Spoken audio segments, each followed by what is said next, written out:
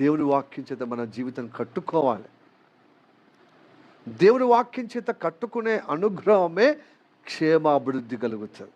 మనం చాలా మటుకు ఆత్మీయ అభివృద్ధి చూస్తలేమో, ఆత్మీయ క్షేమాభివృద్ధి చూడక మరి భౌతిక క్షేమాభివృద్ధి చూస్తాం. మనం చదివిన చదువుకు మంచిగా తల్లిదండ్రులకు చెప్పినట్టుగా వినే విధంగా, తల్లిదండ్రులకు బాసటగా మరి ఏం చేసుడు, చేతునిచ్చే విధంగా, వాళ్ళ చేతికి అందే విధంగా చక్కగా చదివి దానికి తగిన ప్రతిఫలము, ఉద్యోగము, రేపు వివాహము, ఒక చక్కటి భాగస్వామి, మనకు తగినట్టుగా భాగస్వామి దొరికినప్పుడు ఇక ఇంకేంది రిలాక్స్.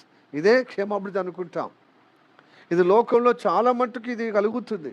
అయినప్పటికీ వాళ్ళకు నిత్య జీవము లేదు, నిత్య రాజ్యము లేదు.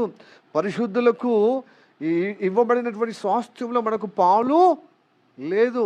దాంట్లో ఉండే శక్తి పొందుకోము.